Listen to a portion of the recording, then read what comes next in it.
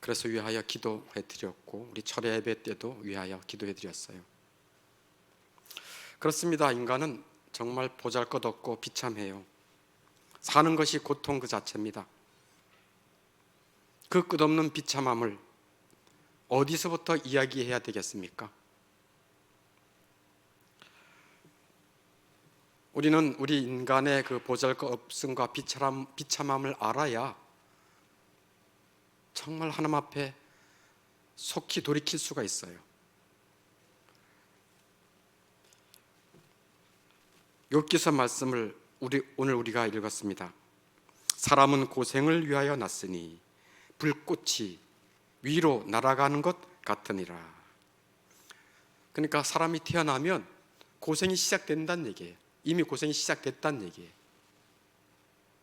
그래서 아기가 태어날 때 아유 힘들어 죽겠다 하고 우는지도 몰라요. 인생이 즐거우면 하하하 하고 태어날지도 몰라요. 근데 울면서 태어나잖아요. 그러니까 사람은 태어나면서 고생이 시작된다는 얘기를 하는 거예요. 그것은 불꽃이 위로 날아가는 것 같이 모든 사람들이 반드시 고생, 비참이 있다는 것을 말씀하고 있어요. 어쩌하다가 인간에게 이런 비참함이, 고생이 시작되었습니까? 어쩌다가 이런 비참함이 우리 인간에게 시작되었습니까? 본래 하나님은 사람을 창조할 때, 우리 할아버지 할머니죠, 아담과 하와를 창조할 때 하나님의 형상으로 지음받은, 무슨 형상으로 지음받아요? 네, 하나님의 형상으로 지음받은 고귀한 존재였어요. 고귀한 존재였어요. 그리고 그들이 살고 있는 땅은 어느 동산에서 살았습니까요? 에덴 동산. 에덴이 무슨 뜻입니까요? 즐거움이란 뜻이에요. 즐거움의 동산에서 모든 피조물들 다 다스리며 즐겁게 살도록 하나님이 창조하셨습니다. 그런데 어쩌다가 이렇게 비참하고 고생할 수밖에 없는 인생으로 전락하였는가? 그것은 우리 조상은 하나님의 말씀을 경홀히 여기고 쉽게 여기고 누구의 말을 들었습니까? 마귀의 말을 들었습니다. 이거 먹으면 반드시 죽을 것이다. 마귀가 정말 그런가? 죽을까? 안 죽어 절대로. 그런 얘기를 들었어요. 그러니까 아담과 하와는 하나님의 말씀보다는 마귀의 말을 믿었어요. 그리고 하나님의 말씀을 불순종했어요. 그러함으로 말미암아 하나님의 형상으로 지음받은 그 형상이 변질되고 비참함이 시작된 것입니다. 인간의 비참함이 그때부터 시작된 거예요. 그래서 많은 사람들이 사람으로 만물의 형상의 껍데기는 갖고 있는데 사람들이 뭐보다도 못하다라고 손가락질 받고 있습니까? 금수만도 못하다. 인간의 탈을 쓰고 그 정도로 그 지경까지 땅에 떨어진 거예요. 인간이 하나님의 형상을 잃어버림으로써 초래한 비참함은 크게 두 가지예요. 인간의 비참함이 크게 두 가지예요. 첫째는 영혼의 비참함, 두 번째는 육체의 비참함. 두 가지예요. 영혼도 비참해져. 영혼이라는 얘기는 우리의 인격, 우리의 심령이 다 망가져서 인간 같지 않다 이거예요. 우리 영혼이, 우리 인격이 엉망진창이라는 얘기예요. 우리 마음 자체가 썩어 문드러졌다는 얘기예요. 그게 영혼의 비참성이에요. 또 하나는 육체의 비참성. 영혼의 비참성은 크게 어떤 비참성이 있는가? 죄성과 저주가 있고요. 육체의 비참성은 유아기, 청년기, 장년기, 노년기를 이렇게 세분해가지고 우리 인간의 육체의 비참성이 얼마나 비참한가를 말씀드리려고 해요. 첫 번째는 영혼의 비참성에 대해서 말씀드려요. 영혼의 비참성 첫째는 죄성입니다. 인간은 하나님의 형상을 잃어버림으로 말미암아 그 심령에 죄가 가득하게 됐어요. 죄성으로 가득하게 됐어요. 죄성이라는 게 뭡니까? 자기중심적이라는 얘기예요. 뭐든지 다 자기중심적이에요. 내가 왕이란 얘기예요. 나를 기분 나쁘게 하면 다 적이 되는 거예요. 하나님마저도 그렇고 가족도 그렇고 자기중심성, 죄성이에요. 교만, 죄성이에요. 불순종, 죄성이에요. 죄성이라는 것은 그의 본성과 행위에서 완전한 부패를 말해요. 뭐와 뭐에서요? 본성과 행위에서 부패성이 나타난다, 그런 얘기예요. 그러니까 사람은 죄성을 가지고 있기 때문에 항상 죄를 지어요. 항상 뭐를 짓는다고요? 왜요? 죄성을 가지고 있으니까. 사과나무는 항상 무슨 열매를 맺을까요? 사과 열매를 맺을 수밖에 없어요. 죄를 가지고 있는 우리는 늘 죄의 열매를 맺어요. 여러분, 우리의 가정이 왜 고통스럽습니까? 교회 신앙생활 신나고 항상 기쁨이 있나요? 교회 생활도 고통스럽습니까? 고통스럽죠. 직장생활 왜 고통스럽습니까? 왜 가정도 고통스럽고 교회도 고통스럽고 직장도 고통스러울까요? 거기에 공통점이 뭐죠? 죄성을 가진 사람들이 있기 때문에 그렇다는 거예요. 나도 죄가 나오고 그도 죄가 나오니 가관이지요. 그래서 죄 많은 세상을 사는 것 자체가 고통이에요. 그 죄가 어렸을 때부터 그 마음에 가득하다 그랬어요. 창세기 6장 5절에 이렇게 하나님이 말씀하세요. 여호와께서, 같이 읽어보겠습니다. 시작.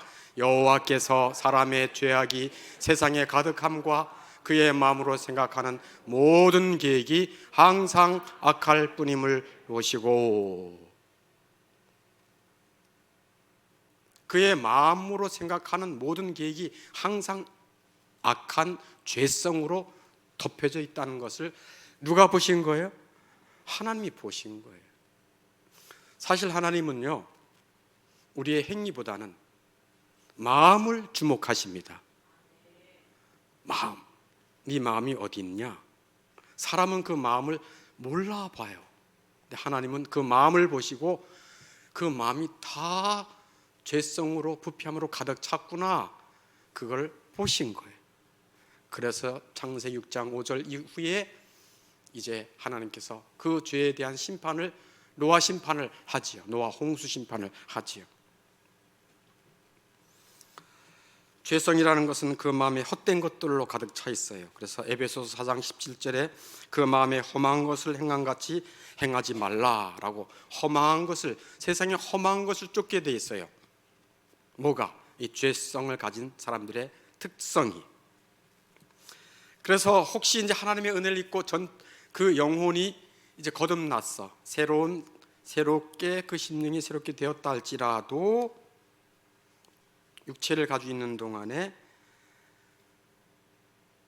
하나님의 계명이나 말씀보다는 자기의 욕심을 따라서 이끌려 죄를 짓기가 쉬워요. 그게 얼마나 죄가 뿌리 깊은지 몰라요. 타락한 영혼은 죄, 정욕, 더러움, 욕망, 시기심, 탐식, 술 취함, 복수심, 분노 등으로 왜곡되고 오염되어 있어요.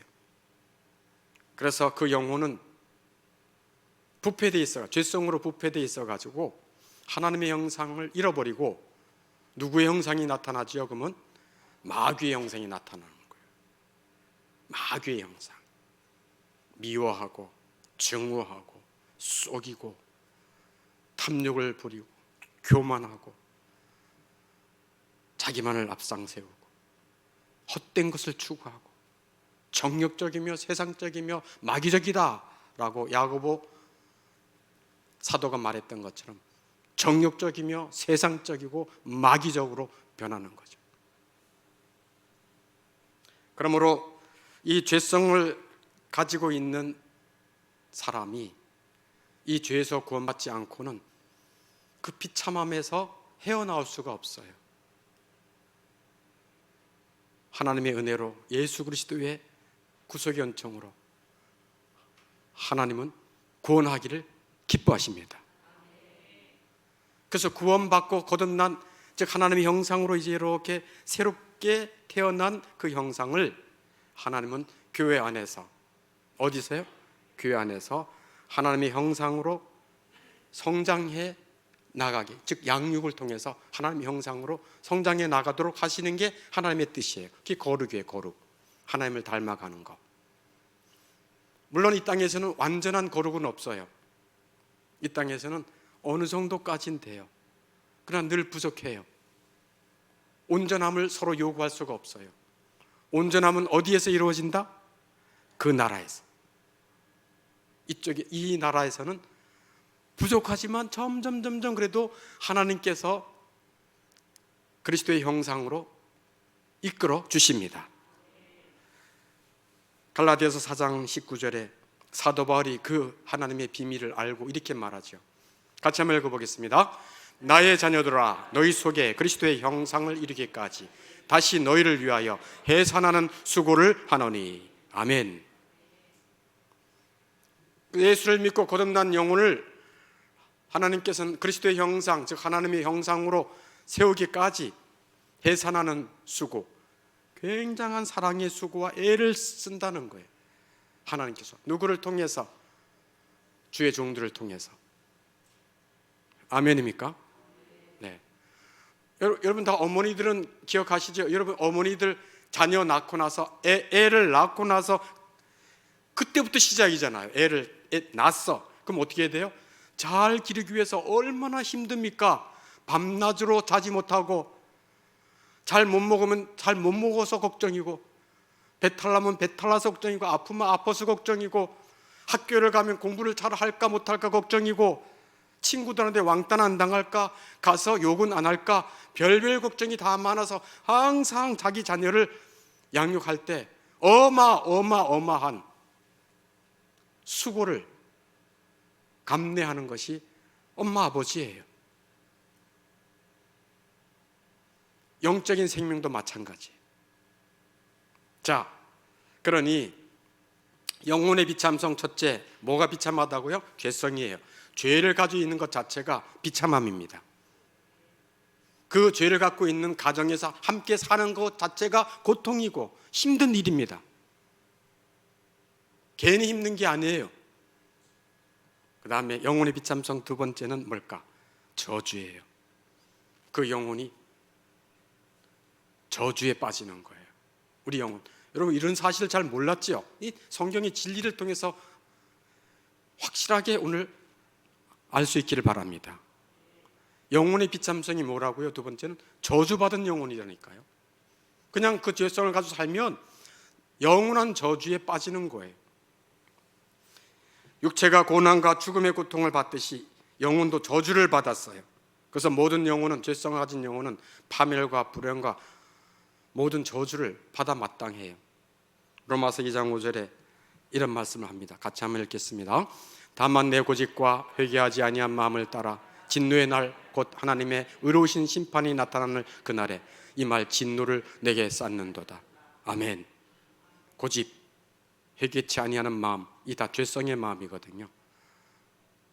고집, 회개하지 아니한 마음.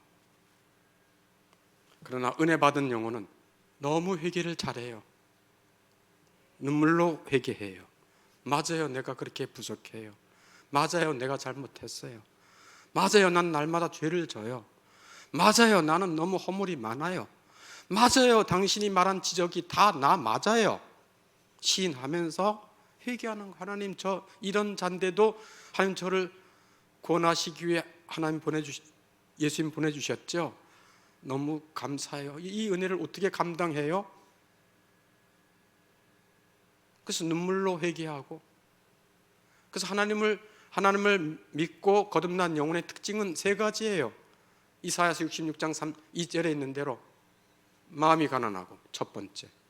두 번째, 심령이 통회하고, 세 번째, 내 말을 듣고 떠는 자. 하나님의 말씀을 듣고 떱니다. 격려합니다. 내 말을 듣고 떠는 자, 그 사람은 내가 돌보겠다 하고 하나님의 말씀이에요. 특징이 정확해요. 마음이 가난해요. 심령이 통회해요. 자기 죄를 보고 누구를 비판하지 않아요. 누구를 정죄할 수가 없어요. 왜? 내가 그런 죄인이니까.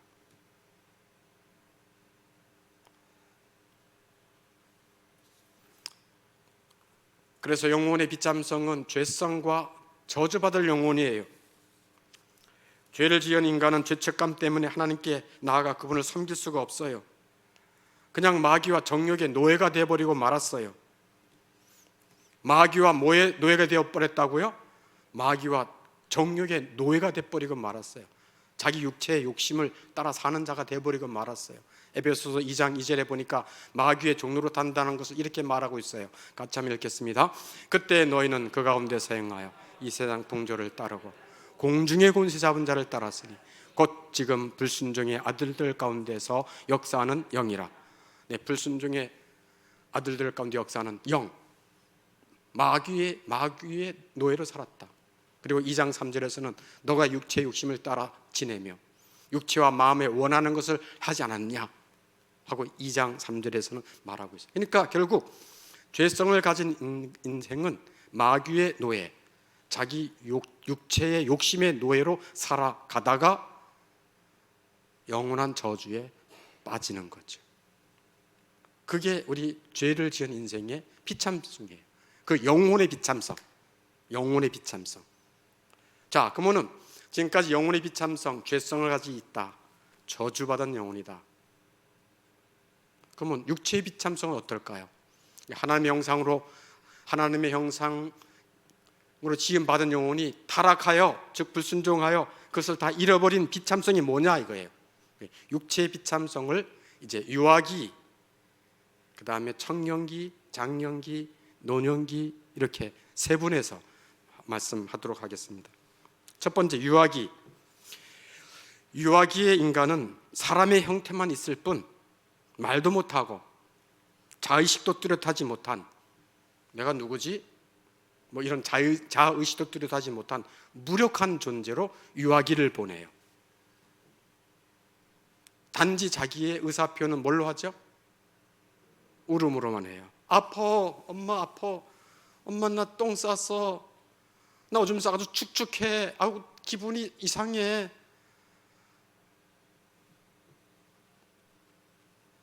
나 배가 아파. 표현을 못해요. 그냥 다 우는 거예요. 다 우는 거. 그러면 지혜로운 엄마들은 이제 알아채죠. 그렇구나. 알았어. 똥 쌌다고? 알았어. 갈아주죠. 원죄를 지니고 태어난 인간은 세상에 벌거벗은 채로 내던져집니다. 출생은 산모에게도 큰 고통이지만 태어난 아기에게는 이제 고통의 시작입니다. 그래서 죽음의 서곡, 죽음의 전주곡으로 울음을 터뜨리는 거예요. 울음을 터뜨리는 거예요. 계속 곡을 하며 살 것이에요. 죽기 전에도 아이고.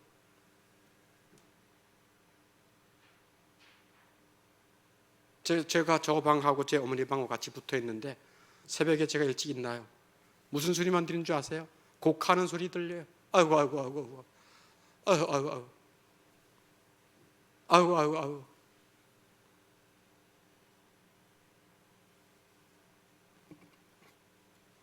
그럴 때마다 가슴이 찢어져요. 자, 유아기. 사람의 형태만 있을 뿐 말도 못하고 자의식도 없고 무력한 존재로 한동안 지내요. 그 다음에 두 번째는 청년기. 청년기의 인간은 마치 길들여지지 않은 짐승과 같다 이렇게 표현해요. 현명한 조언을 거부하고 경솔하며 버릇없이 행동을 일삼는 것이 특징이다 이렇게 루이스 벨리 목사님이 말해요. 그러면서 두 가지 동물을 비유를 들어요. 원숭이 비유. 마치 원숭이가 막 놀이를 하고 막 즐겁게 막 하찮은 일을 즐거워하듯이 청년기에 있는 자들은 별 하찮은 일을 가지고 즐거워하면서 그것이 뭐 즐거움을 주는 것처럼 그 일에 빠진다는 거예요. 또 짐승 하나를 더 비유를 드려요. 노새 이 등에 짐을 지운 노새와 같다. 그래서 자기 등에 짐 지운 것을 굉장히 싫어하는, 이 짐을 벗어나고 싶다. 직장 생활을 시작하면 이 직장 언제까지 해야 되나, 내가 이 직장 생활에서 내가 이 직장에 하나의 톱니바퀴에 불과한 이 직장을 내가 계속 다녀야 되나? 저 상사 저 인간을 언제까지 봐야 되나? 부모의 잔소리는 언제까지 들어야 되나? 빨리 시집 가고 싶어. 아이 장가 가고 싶어. 아니 그냥 내 방, 내가 능력이 되면 방 하나 얻어가지고 그냥 살고 싶어 라고 하는 등에 무거운 짐을 빨리 벗고 싶고, 잔소리 듣고 싶지 않고, 간섭받고 싶어 하지 않은 그런 길들여지지 않은 짐승과 같다. 노새와 같다. 그래서 청년기에 당하는 괴로움은 이루 말할 수 없다라는 것을 강조하고 있어요. 청년기에 그 내적으로 외적으로 얼마나 고민과 고통이 많습니까? 그것은 이루 말할 수 없다라고 표현하고 있어요. 그다음에 장년기. 근데 갈수록 고통이 커져요. 근데 장년기, 이제 장년이 되어서 이제 결혼도 하고 자식도 놓고 그러면 이 장년기. 장년기에 인간이 살아가는 세상은 마치 파도가 연실 밀려드는 바다와 같다라고 표현하고 있어요. 파도가 계속 연실 밀려오는 바다와 같다라고 말해요.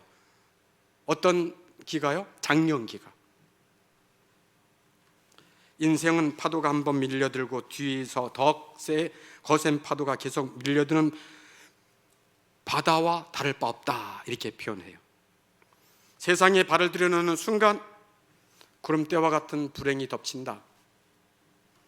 육체의 욕망에 시달리고 세상의 쾌락에 이끌리고 마귀 유혹을 받아 온갖 죄를 쉽게 짓고 온갖 소송에 시달리고 직장이나 이웃의 나쁜 사람들에게 괴로움을 당하고 배우자와 자녀에 대해서 끊임없이 염려하고 걱정하죠.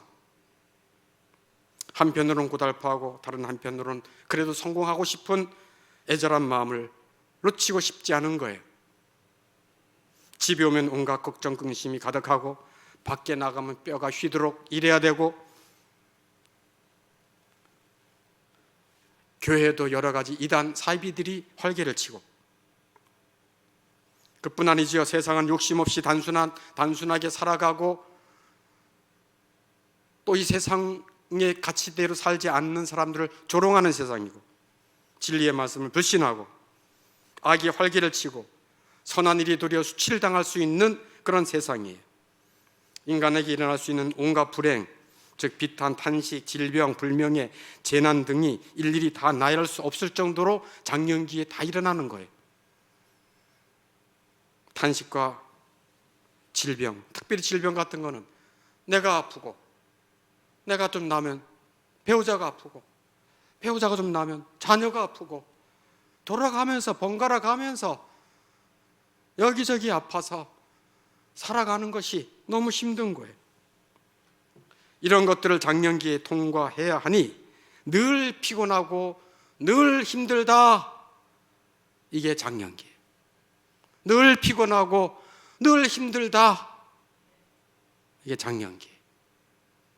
연실 밀려 들어오는 파도가 있는 바다와 같은 것이 장년기. 사실 장년기가 가장 고통스러워요. 마지막 노년기.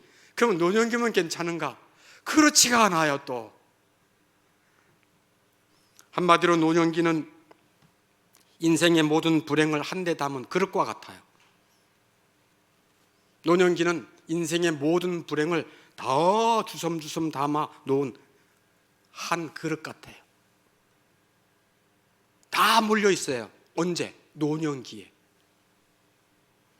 인생을 오래 살아온 것이 무엇이 유익하겠는가?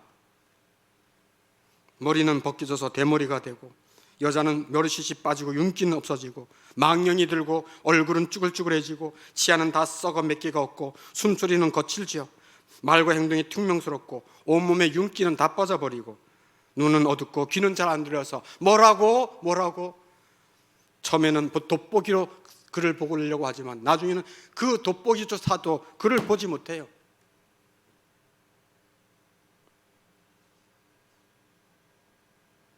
저희 모친 제가 들어가서 찬송가가 이렇게 커요. 너무 커요. 글씨가 안 보인다는 걸 알았어요. 찬송가가 눈에 안 보인다. 제가 안과 병원에 갔어요. 돋보기 새로 맞춰드리려고. 그 안과 안경원에 사람이 다 검사하더니 없어요. 쓸 돋보기가 없어요. 돋보기가 없대요. 그래서 내가 그랬어요. 어머니 권사님 머릿속에 마음속에 기억하고 숨겨놓은 찬송가가 있지요? 그거 같이 하십시다. 뭐 하고 싶으세요? 뭐 하고 싶으세요? 주 안에 있는 나에게 하고 싶대요. 같이 불렀어요. 나오더라고요. 눈은 어둡고 귀는 안 들리고 목에는 가래가 차고 거칠고 노년기예요. 늙은 육체는 온몸이 갈기갈기 찢기는 고통만 남을 뿐이고 무덤에 던져질 때까지 비탄하고 서글픈 생각 밖에는 들지 않는 것이 노년기입니다. 뭐 노후를 위해서 뭐를 준비한다고요? 노년기 한마디로 뭐라고요? 인생의 모든 불행을 한데 담아놓은 그릇과 같다. 인생의 모든 불행을 한데 담아놓은 그릇이다. 지금까지 인생의 육체의 비참함에 대해서 유아기, 장년기, 청년기, 장년기, 노년기를 세분해서 말씀드렸어요. 그러면 어떻게 영혼과 육체의 이 비참성에서 건진받을 수 있을까? 이게 가장 중요하죠. 정말 인간이 비참하구나, 보잘것없구나, 육체도 영혼도 이런 비참 속에 살다가 그걸로 끝이냐? 그렇지 않아요. 어떻게 영혼과 육체의 모든 비참에서 건진받을 수 있는가? 하나님은 그 비참과 눈물로 살은 인생을 불쌍히 여기십니다. 한마디로 사랑하십니다. 하나님이 세상을 이처럼 사랑하사 우리가 하나님과 원수되이 행할 때에도 하나님은 그 영혼을 사랑하사 찾아오십니다. 말씀해 주십니다. 우리를 먼저 기억해 주시는 거예요. 우리의 비참함을 불쌍히 여겨주시는 분이 우리를 지으신 하나님 되십니다. 그래서 우리를 이 영혼과 육체의 비참성에서 구원해 주시기 위해서 하나님은 그의 아들 예수 그리스도를 보내주신 것입니다. 그러므로 죄와 사망, 모든 저주, 모든 마귀의 권세에서 건져 구원해 주실 분은 오직 예수 그리스도밖에 없습니다. 예수를 믿으면 죄와 사망에서 구원받습니다. 모든 비참에서 구원받습니다. 모든 저주에서 구원받습니다. 왜요? 예수님이 죄를 이기셨습니다. 왜요? 예수님이 사망을 이기셨습니다. 왜요? 예수님이 나와 너의 죄의 저주를 그의 십자가에서 대신 담당하셨습니다. 마귀의 권세를 짓밟으셨습니다. 예수 그리스도 외에는 이 영혼과 육체의 비참성에서 구원받을 길이 없습니다. 예수님은 오셔서 그의 영을 보내주셔서 우리의 죄성으로 부패한 우리의 심성을, 우리의 이 영혼을 새롭게 창조하십니다. 거듭나게 하십니다. 그게 새로운 창조예요. 그래서 성경에서는 새롭게 예수님을 믿고 성령의 감동으로 새롭게 된 사람을, 새로운 피조물, 새 사람, 영적인 사람, 거듭난 사람, 그렇게 말하는 것입니다. 여러분의 심령은 거듭났고 새 생명이십니까? 대답이 작은 거 보니까 좀 이상해요. 영적 생명, 즉 거듭난 영혼은, 잘 들으세요. 이제 다 마쳤어요, 말씀. 영적 생명, 즉 거듭난 영혼은 갓난 아기가 자기의 생명을 유지하기 위해 젖을 빠는 것과 같은 본능을 가져요. 갓난 아기에게 엄마는 야, 아무개야, 너 젖을 먹어야 돼. 왜냐하면 젖 안 먹으면 죽어. 이런 것, 젖을 먹어야 할 필요성을 얘기할 이유가 없어요. 갓난 아기는 본능적으로 엄마의 가슴을 파고들고 자기의 생명을 유지하기 위해서 엄마의 젖을 빨아대는 것입니다. 마찬가지요. 영적 생명을 가진 새롭게 거듭난 영혼은 하나님의 말씀에 대한 허기를 가지고 있습니다. 하나님의 말씀을 먹고자 하는 것입니다. 예배에 대한 갈급함이 있는 것입니다. 말씀에 대한 갈급함이 있는 것이 영적 생명이 있는 증거인 것입니다. 영적 생명이 있는 사람의 증거는 내게 생명을 주신 예수 그리스도와 교제를 간절히 원합니다. 예수 그리스도와 교제하기를 원하는 거예요. 예수님과 늘 간구하는 거예요. 마음이 어려울 때, 고통스러울 때, 내가 죄에 빠졌을 때, 어떻게 할 길을 모를 때, 내 자아가 너무 강하게 나타날 때, 주 예수여 하고 주님을 찾는 거예요. 주님과의 교제는, 예수님과의 교제는 즐거운 잔치상과 같습니다. 즐거운 잔치상과 같습니다. 예수님과 교제를 하면 그 잔치상이 먹을 것을 주어서 그 영혼이 힘을 얻게 되는 것입니다. 잔치 자리는 즐거워요. 그래서 예수님과 교제를 하다 보면은, 예수님과 교제하고 예수님을 친하게 또 여쭈다 보면 그 모든 어둠이나 힘든 것들을 이길 수 있는 하늘의 즐거움도 주시는 것입니다.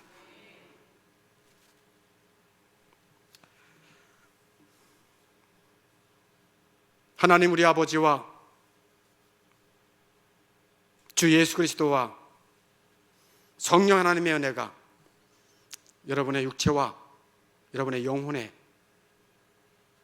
임하기를 간절히 바랍니다. 여러분의 가정에도 임하기를 바랍니다.